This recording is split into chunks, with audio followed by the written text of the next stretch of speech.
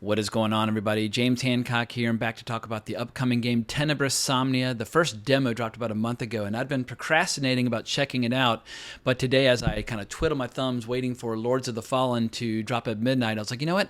Let's take Tenebris Somnia for a test drive and see what it's all about. And the short version of my initial review would be, it's pretty damn cool. It's this interesting blend where it's a survival horror game, but done in this cool, old school NES-style 8-bit format. And it has a nice blend of mystery, puzzles, a little bit of combat, and best of all, full-blown live-action horror sequences. So I won't say that the game's like some sort of hybrid between watching a movie and playing a game. It very much feels like you're playing a game. But I always enjoy it when a game tries to explore the blurry lines between gaming and watching movies. And people have been doing this sort of thing ever since Dragon's Lair, the stand-up arcade game from the early 80s, where it's like, are you watching an animated movie or are you playing a video game or something in between?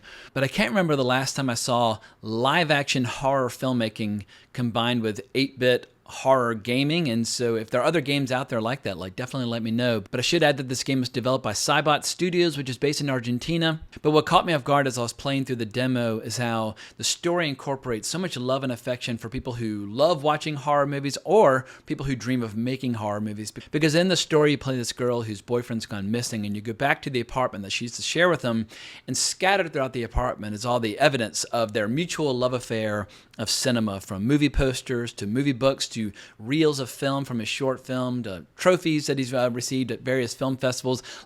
Anything and everything about this apartment is just dripping with the love of cinema. But on top of all that, you have this really interesting supernatural mystery where I hesitate to use the word Lovecraftian because I feel like people overuse the word Lovecraftian. But there's evidence in the apartment that either through the movie that he made or through the process of watching the movie, that somehow some sort of otherworldly, supernatural, other dimensional monstrosities has been released into the world. And because it's a survival horror, now you're going to have to fucking deal with it. But what really caught me off guard was how emotionally invested I was in the game and the story after basically a 10-minute demo. Just through a few lines of dialogue about wondering if her boyfriend's moved on, has been sleeping with anybody else, or the shock and horror at seeing that he's burned his reels of film.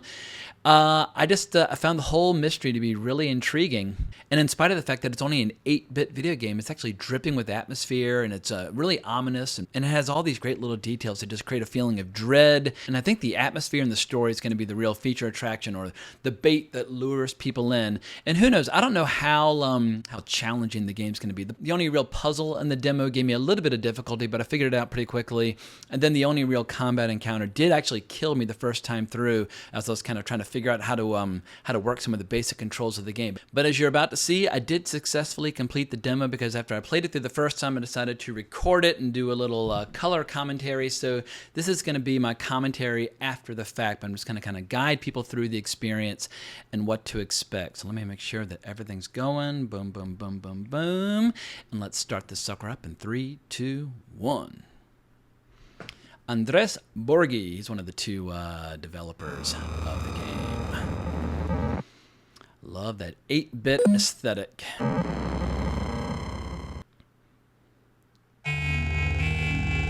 Yeah, so music's killer, and I think the writing's amazing. It's very simple, it's very direct, but very atmospheric. If you're a fan of reading or watching or playing horror, you are going to respond to this. Great premise. Yeah, so great mystery, missing boyfriend, bad dreams. She goes back to the apartment to see what's up. And I try to demonstrate a little bit of just kind of the basics. Navigation's pretty simple, W, A, S, and D. Right click, left click, etc. And pretty much you can use the left click or space bar to interact with mirrors or items or whatever the case might be. It's a little clunky running, because you have to so your pinky press shift while you're still doing your main fingers on W, A, and D. But it's it's pretty simple to get around.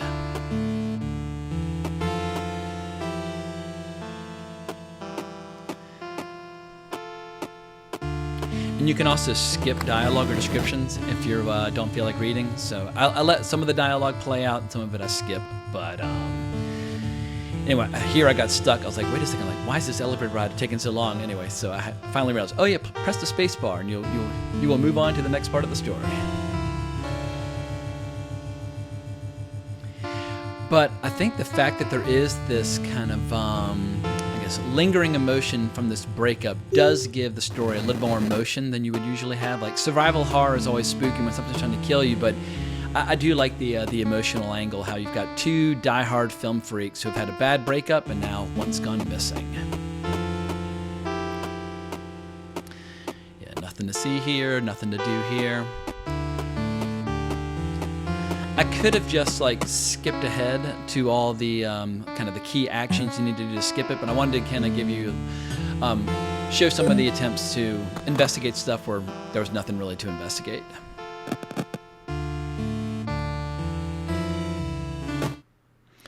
All right, so here's the movie nerd apartment filled with books and posters and reels of film and that sort of thing. And anyway, as a confirmed movie fanatic, I just loved all these little details.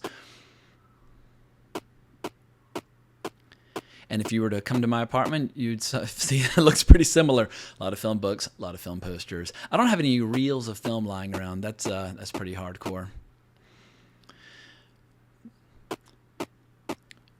Yeah, and obviously, I probably should have investigated the door with all the weird red stuff first, but anyway, I wanted to kind of go ahead and just start solving some of the puzzles.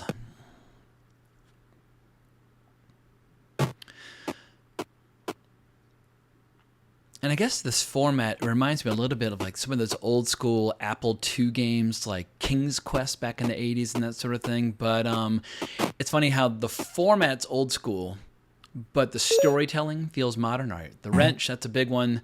That is your first and only weapon you'll get in the demo, so you want to make sure that you go ahead and equip that because you will get killed if you do not learn how to swing the wrench. I give a quick demo here. Yeah, not super threatening, but it'll get the job done. There are all the film trophies stuffed in the toilet.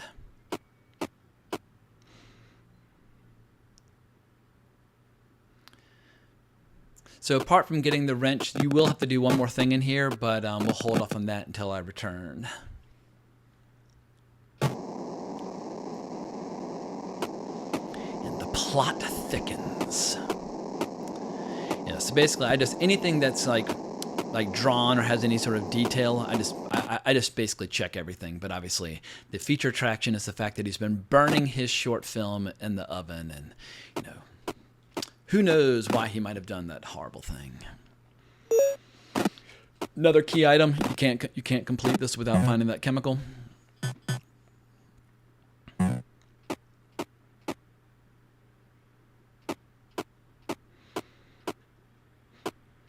And here's another key item. It's a chemistry book with little highlighted sequences. So you have to get used to opening up your inventory and doing a little bit of reading. And oh, did I screw something up? I can't even remember what the hell I did. I thought I had to read the book, or maybe I'll read the book in a sec. But anyway, you have to read through the book to figure out there can be certain ingredients that you have to combine before you can complete the demo. Yeah, maybe I should have just tried doing live commentary while I was playing through, but I'm not a good enough gamer where I feel comfortable trying to do commentary and playing all at once. I feel like one or the other would suffer, and I don't feel like oh, maybe that's the book. Got it. All right, yeah. So I already can't even remember what the hell I did, but that's the book that is more important. So navigate up to the old book and read through the pages, and it'll give you a clue as to how to complete the demo. There it is. Yeah, so you need a bit of iron, a bit of sunlight, and a chemical. And so you'll see in a sec where I find the source of iron. Here's the bedroom where we used to get busy. I love that. So we used to live in absolute darkness like two vampires. That's what a lot of movie freaks live like. They don't allow a lot of sunlight in, and they watch a lot of flicks. But you will need to let the sunlight in order to solve the first puzzle. I love that. I wonder if he's been with anybody else since then. So, yeah, I love that there's a mature adult kind of sexual angle, which I find very honest. I feel like I always say it: sex and horror go together like chocolate and peanut butter.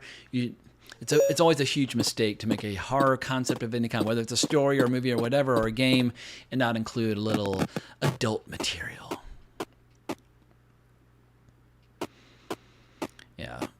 But I think it's cool. Anything and everything related to the movie, like from the trophies to the reels of film, like they've all been destroyed. So who the hell knows what his movie might have unleashed. Yeah, so I need a little bit of iron, but my plan kind of backfires. But it backfires and doesn't backfire all at once. So I was going to try to use his blood, but end up using my own. So if you remember from the book, you need the chemical, you need iron, and you need sunlight. So I'm basically taking all my mats back to the bedroom, and I'm going to make my unholy concoction. And I imagine as the game progresses that there are going to be a lot of incredibly complex puzzles in terms of combining items and interacting with the environment. But this one, I think I was able to figure it out with only like 2 or 3 attempts, kind of running back between the rooms. But the sunlight part was the most difficult part to figure out. But now I've got the magic mixture. Yeah, Arit Satyo, whatever the hell that is.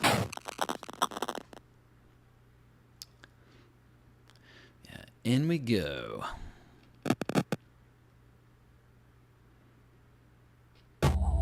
Yeah, so sound effects, music, all that stuff. Pretty much everything about the game I like. I mean, some people are going to say it looks a little basic, but I grew up playing Nintendo. I got my first Nintendo back in 5th grade, and I played it exclusively through like 8th grade before I got my Super Nintendo. So yeah, I love the NES aesthetic. And I love just seeing more and more games using that kind of retro gaming flavor as an artistic choice as opposed to a technological limitation. Maybe one of my only knocks against the game so far is that apart from getting that key item, there's not much to do in here. Like there's a little information gathering, but maybe there should have been something spooky or something scary, but it's basically a lot of information gathering while you're in here with all this weird red goo. And now it's time to get mean and nasty. So my first playthrough, I was like, all right, so I was like, what do I do? Like, there's nothing else to do. And then as I started wandering out, when I saw that the door out of the apartment was open, I was like, I actually got like a brief feeling of fear. And I feel like if a game can make you feel fear like a horror movie or a horror story, it's doing something right. So here we go. And this is some legit, stylized filmmaking. I was actually impressed. Like, I would go see a whole movie made in this style. All right, boogity boogity boo. Here they come.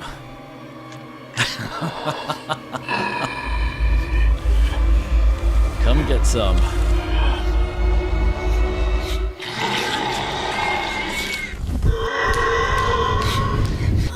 I said, the first time I lost, you got to get in close.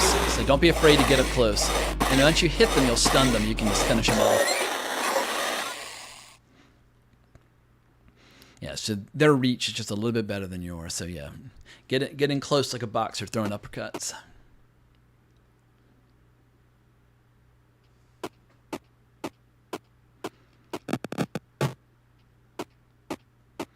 And from the trailer, I've seen a lot of stuff going on back in the apartment and in the elevator. So I have a feeling we're going to be going up and down in the building. But that's it. This nightmare has just begun. Thanks for playing the demo. But I have to say, for 10 minutes of gaming, pretty damn fun. And I hope they'll release a kind of an early access version of the game, or basically just I hope we'll get something else to do in the not so distant future. But sometimes games take years to develop. I don't know how far along they are in their development process, but let me check real quick to see if I'm still recording. And yes, we are. So there you have it, Tenebris Somnia. I feel like this is a game that is, at a minimum, it's got my attention. I'll be very curious to see how it all slowly but surely comes together, if there'll be giant full-length trailers or giant game demos, whatever the case might be. But I'm excited to play it, and if I end up loving it, I'll definitely be back to review the game whenever it might get released down the road. But also, it just seems like, for whatever reason, some cool stuff is going on in Argentina these days in the horror genre. I just reviewed that new movie, When Evil Lurks, which came out of Argentina, which was scary as fucking shit. I don't know if this final game's going to be as good as that, but it just seems like, for whatever reason, that country is generating a lot of horror filmmakers and horror enthusiasts, and I 100% approve, because I feel like the horror genre in America, at times, can feel a little stale, can feel a little derivative, can feel a little cautious and safe. And I feel like, well, if American filmmakers or American gaming developers aren't going to step up in the horror genre, maybe Argentina can fill that gap. So I hope you enjoyed this change of pace for the channel. But not to worry, I'll be back with my film commentary and coverage tomorrow because I'm seeing Michael Mann's Ferrari at the New York Film Festival tomorrow morning, and then I'll be playing Lords of the Fallen all goddamn weekend. But thank you so much for watching this video. If you enjoyed it, please consider liking the video, subscribing to the channel, hitting that notification bell. But once again, thanks for watching, but more importantly, as always, onwards and upwards.